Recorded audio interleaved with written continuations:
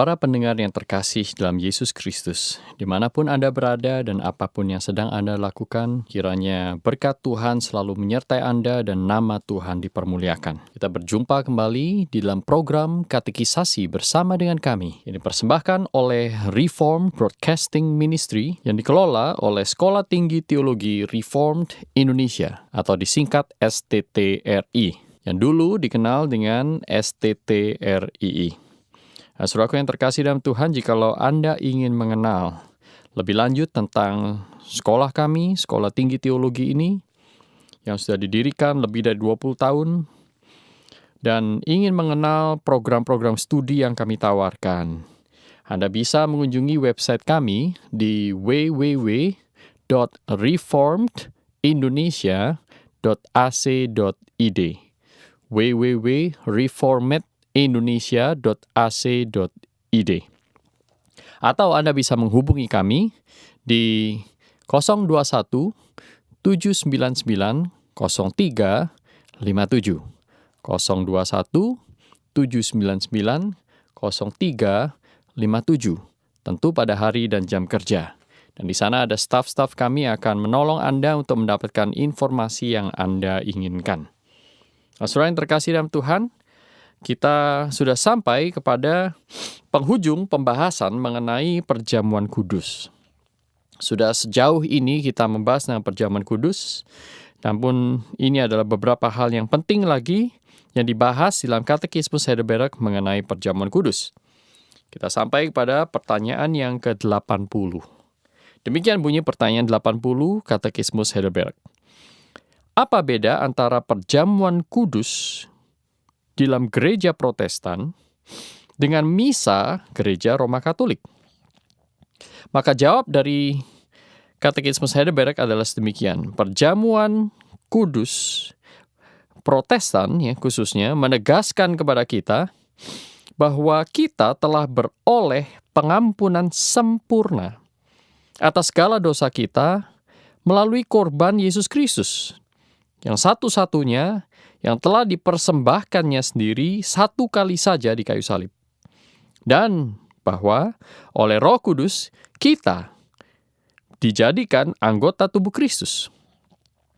Menurut natur kemanusiaan Kristus, sekarang dia tidak ada lagi di atas bumi, tetapi di surga, di sebelah kanan Allah Bapanya. Dan dia ingin supaya di sana kita menyembahnya. Sedangkan misa dalam gereja Roma Katolik mengajarkan, saudara tentu kita harus ingat bahwa Katekismus Heidelberg ini ditulis pada abad ke-16. Jadi dalam konteks perdebatan pada saat itu, perancang dari Katekismus Heidelberg menjawab hal-hal ini yang akan saya berikan ini. Saya harus memberikan keterangan ini supaya kita tidak salah mengerti, karena ada beberapa doktrin dalam gereja Roma Katolik yang berubah. Dari dulu dengan sekarang ada perubahan. Namun kita harus membaca ini di dalam terang historis yang benar. Nah, kira-kira begini, saya lanjutkan. Sedangkan misa, gereja Roma Katolik mengajarkan bahwa orang yang hidup dan yang mati tidak memperoleh pengampunan dosa karena penderitaan Kristus. Kecuali kalau Kristus tiap-tiap hari dikorbankan lagi bagi mereka oleh imam-imam misa. Dan bahwa Kristus dengan tubuhnya hadir dalam rupa roti dan anggur. Dan karena itulah harus disembah dalam roti dan anggur itu. Itulah sebabnya misa pada dasarnya tidak lain dan tidak bukan merupakan penyangkalan korban dan penderitaan Yesus Kristus yang satu-satunya dan penyembahan yang dikutuk oleh Allah. Nah, saudaraku yang terkasih dalam Tuhan, apakah saat ini gereja Roma Katolik masih mengajarkan hal yang sama? Itu tidak dibahas di sini. Mereka mempunyai tentu mempunyai doktrin yang mereka imani dalam kebebasan mereka, hak asasi mereka. Yang saya ingin tekankan di sini adalah apa sebenarnya artinya atau apa yang merupakan keunikan dari pengertian perjamuan kudus yang diimani oleh orang-orang Protestan, khususnya orang-orang yang berada dalam tradisi Reformed. Nah, saudaraku, di sini Katekismus Heidelberg ingin menegaskan beberapa poin. Yang pertama, bahwa pengampunan sempurna yang kita terima dari Tuhan atas segala dosa kita itu sudah selesai dikerjakan oleh Yesus Kristus lewat korban dirinya di kayu salib 2000 tahun yang lalu. Dia mempersembahkan dirinya satu kali saja di kayu salib, tidak berulang, sebagaimana yang tercatat di dalam surat Ibrani, pasal yang ke-10, ayat yang ke-10, 12, dan 14. Demikian bunyi firman Tuhan. Dan karena kehendaknya inilah kita telah dikuduskan satu kali untuk selama-lamanya oleh persembahan tubuh Yesus Kristus. Ayat yang ke-12. Tetapi ia setelah mempersembahkan hanya satu korban saja karena dosa, ia duduk untuk selama-lamanya di sebelah kanan Allah. Ayat 14. Sebab oleh satu korban saja ia telah menyempurnakan untuk selama-lamanya mereka yang ia kuduskan. Saudaraku, dari 3 ayat yang saya baca ini, yang baru saja kita dengarkan, jelas sekali diulang kata satu saja, saudaraku. Satu kali, sehingga artinya Alkitab mengajarkan dengan begitu jelas bahwa pengorbanan Kristus satu kali dalam sejarah yang terjadi 2000 tahun lalu di kayu salib, itu berlaku sampai sekarang sehingga tidak perlu diulangi lagi. Lewat cara apapun, baik itu dengan cara pelayanan kita, atau sumbangan ke gereja yang begitu besar, atau bahkan kita membakar diri kita untuk menolong orang lain, saudaraku, apa yang kita lakukan sekarang ini tidak bisa menggantikan apa yang Kristus sudah kerjakan 2000 tahun yang lalu. Bukan hanya masalah kuantitas, tetapi masalah kualitas. Ada perbedaan yang kualitatif di sini. Apa yang Kristus kerjakan itu bernilai kekal, dan itu dikerjakan menurut rencana Allah dalam kekekalan dan mempunyai kuasa yang tidak terbatas. Artinya, Kristus sanggup melalui persembahan dirinya menghapuskan dosa-dosa manusia seluruh dunia, bahkan 10 bumi sekalipun. Dia sanggup.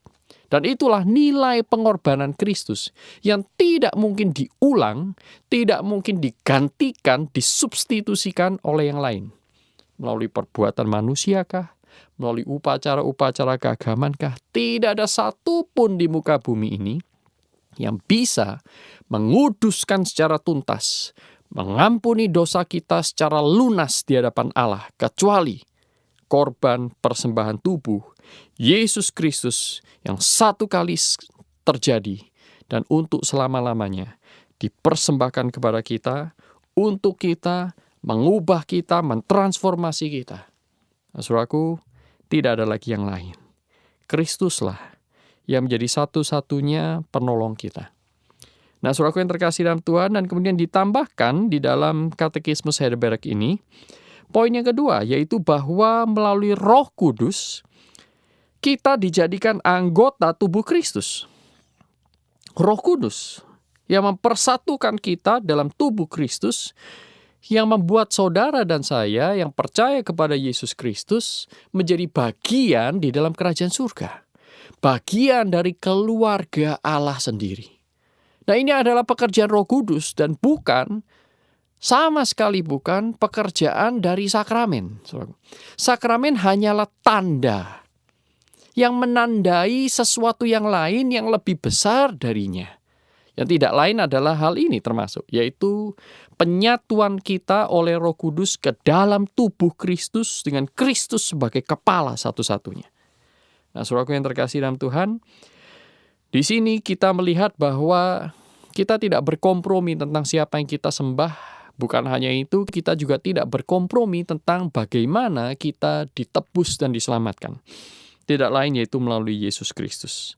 Nah, saudaraku yang terkasih dalam Tuhan, di luar itu, konsep-konsep yang lain yang mungkin ditemukan, dibikin, dibuat, direkayasa oleh manusia, bukan yang bertentangan dengan prinsip-prinsip ini, bukanlah firman Tuhan. Ataupun bukan berdasar kepada firman Tuhan. Karena Alkitab dengan jelas mengatakan sebab oleh satu korban saja, Yesus telah menyempurnakan untuk selama-lamanya mereka yang Ia kuduskan. Sehingga saudara, janganlah kita dengan bodoh percaya kepada ajaran-ajaran yang mengatakan bahwa dosa kita bisa dihapuskan atau ditebus dengan cara-cara yang lain selain melalui iman kepada Yesus Kristus yang telah mati satu kali untuk selama-lamanya bagi kita. Entah itu dengan memberi banyak uang kepada gereja, atau melakukan ritual-ritual tertentu, atau mungkin justru melakukan pelayanan-pelayanan. Saudaraku, semuanya itu tidak pernah bisa menggantikan pembayaran lunas dosa-dosa kita di hadapan Tuhan. Karena Tuhan sudah menetapkan satu cara, dan hanya satu cara, yaitu melalui Kristus. Nah, kemudian pertanyaan yang nomor 81 dari Katekismus Heidelberg melanjutkan, saudaraku. Untuk siapa perjamuan malam Tuhan ditetapkan? Siapa yang diundang? Siapa yang perlu untuk mengikutinya? Maka jawab dari Katekismus Heidelberg adalah demikian. Untuk mereka yang menyesali dirinya karena dosa-dosanya, namun tetap percaya bahwa dosanya itu telah diampuni karena Kristus, dan bahwa juga segala kelemahan yang masih tertinggal ditutup oleh penderitaan serta kematian Kristus. Mereka yang juga ingin makin menguatkan iman, bertumbuh, dan membenahi hidup mereka. Sebaliknya, orang munafik dan mereka yang tidak bertobat kepada Allah dengan ikhlas, dengan tulus, mereka justru akan mendatangkan hukuman atas diri mereka dengan mengambil bagian di dalam perjamuan kudus, makan tubuh Kristus dan minum darahnya. Nah, saudaraku yang terkasih dalam Tuhan, jelas sekali di sini bahwa perjamuan kudus yang Tuhan ingin kita lakukan adalah perjamuan kudus yang diperuntukkan hanya bagi mereka yang sudah percaya. Bagi mereka yang sudah bertobat dengan sungguh-sungguh, dengan kata lain, bagi mereka yang sudah dipersatukan di dalam tubuh Kristus oleh Roh Kudus. Bagi orang-orang yang lain selain dari umat pilihan, anak-anak Tuhan yang sejati ini, maka perjamuan kudus itu justru menjadi penghukuman, mendatangkan hukuman bagi mereka yang makan dan minum.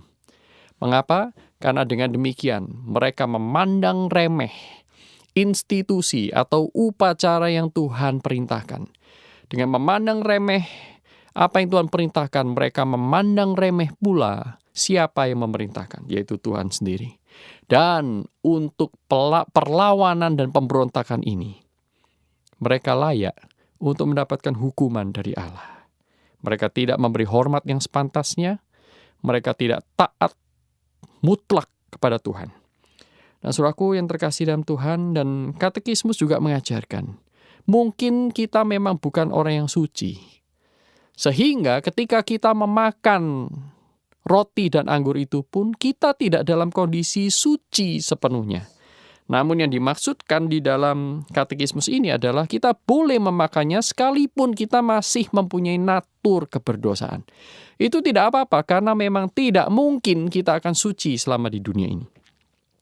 Yang menjadi poin dari Katekismus itu adalah jikalau kita berdosa dan tidak mengakui dosa kita. Jikalau kita mengaku beriman tapi sebenarnya kita tidak beriman. Nah, di sanalah, saudaraku, kita itu disebut sebagai orang munafik. Orang-orang munafik, orang-orang yang seharusnya tidak menerima bagian di dalam perjamuan kudus. Nah, saudaraku, baiklah setiap orang memeriksa diri. Sebelum menerima perjamuan, kita mempersiapkan diri, mengakui semua dosa kita di hadapan Tuhan, baik yang kita sadari maupun yang tidak kita sadari, yang tersembunyi maupun yang sudah terbuka. Karena sebenarnya hati yang hancur, jiwa yang patah, ya. Jiwa yang hancur dan hati yang patah itu Tuhan tidak pernah pandang hina. Justru itu adalah persembahan yang harum bagi Tuhan. Nah, pertanyaan nomor 82 mengatakan demikian. Apakah mereka yang dalam hal pengakuan iman dan peri hidupnya ternyata bertindak sebagai orang tidak percaya dan fasik diizinkan turut serta dalam perjamuan kudus? Bagaimana kalau kita melihat ada orang yang betul-betul masih berkanjang di dalam dosa, pada saat yang sama masih ambil bagian dalam perjamuan kudus? Apa yang harus kita lakukan? Nah, Katekismus Heidelberg menjawab, orang-orang demikian tidak layak untuk menerima perjamuan kudus. Sehingga Katekismus Heidelberg menjawab tidak. Ya, orang najis tidak diizinkan turut serta dalam perjamuan kudus. Orang yang tidak percaya tidak diizinkan turut dalam perjamuan kudus. Karena apa? Karena dengan demikian perjanjian Allah dinajiskan dan murkanya dibangkitkan atas seluruh jemaat. Nah, oleh karena itu, gereja Kristen wajib mengucilkan mereka dengan mempergunakan kunci-kunci kerajaan surga sesuai dengan penetapan Kristus dan rasul-rasulnya, sampai mereka itu terbukti telah membenahi hidupnya. Dengan pengertian lain, saudaraku, jikalau ada ketegaran hati, orang yang tidak percaya tetapi memandang remeh sakramen yang Tuhan perintahkan. Dengan kata lain, orang ini secara terang-terangan menolak Allah, secara terang-terangan menajiskan sakramen tersebut, dan juga dengan demikian menajiskan dirinya. Saudaraku, orang ini akan membangkitkan murka. Pertama-tama atas dia, tapi kemudian atas seluruh jemaat. Karena jemaat yang berdiam diri, membiarkan dosa itu bercokol di tengah-tengah mereka, juga adalah jemaat yang tidak akan bertumbuh. Nah, Tuhan tidak senang untuk jemaat yang seperti ini. Tuhan tidak senang kepada gereja yang tidak melakukan disiplin gereja. Saudaraku yang terkasih dalam Tuhan, jangan berpikir bahwa, wah, gereja saya banyak orang, ratusan atau mungkin ribuan, itu berarti Tuhan berkenan dan berkehendak. Padahal, pada saat yang sama di gereja itu tidak ada disiplin. Dosa-dosa yang jelas terlihat tidak berani ditegur. Orang-orang yang berkanjang dosa tetap munafik tinggal di dalam gereja itu. Nah, saudaraku, gereja seperti ini hanya bertambah banyak itu bukan karena buah ketaatan, tapi mungkin karena buah marketing, buah strategi pemasaran, atau buah-buah yang lain. Yang jelas bukan buah dari Tuhan. Nah, saudaraku yang terkasih dalam Tuhan, marilah kita tidak menjadi naif, yang menghitung segala sesuatu seperti dunia menghitung. Nah, di sini jelas sekali bahwa kita tidak boleh membiarkan firman Tuhan dan sakramennya diinjak-injak, dihina oleh orang-orang yang tidak percaya kepada Tuhan. Orang-orang yang tidak sungguh-sungguh percaya kepada Tuhan. Karena dengan demikian, saudaraku, kalau kita membiarkan itu terjadi, maka nama Tuhan tidak dipermuliakan, tapi justru dipermalukan. Nah, kalau saudara mengetahui ada orang-orang seperti itu, apa yang saudara lakukan? Diskusikan dengan gembala, dengan majelis atau pemimpin-pemimpin gereja. Nah, saudara bisa mengatakan bahwa hal itu sangat mengganggu hati nurani saudara karena tidak sesuai dengan firman Tuhan. Nah, saudaraku, tetapi lakukan dengan kasih, lakukan pendekatan yang baik, dan biarlah, saudaraku, motivasi kita hanya satu, bukan menjadi polisi bagi yang lain, tetapi selalu berpikir bagaimana saya bisa menjadi berkat buat orang lain. Nah, bagaimana saya bisa menolong orang lain untuk bertemu dengan Tuhan. Sehingga nanti waktu orang itu percaya kepada Tuhan, nah, kita terima dia kembali. Saudaraku, untuk ikut dalam perjamuan, ikut dalam kegiatan dalam komunitas.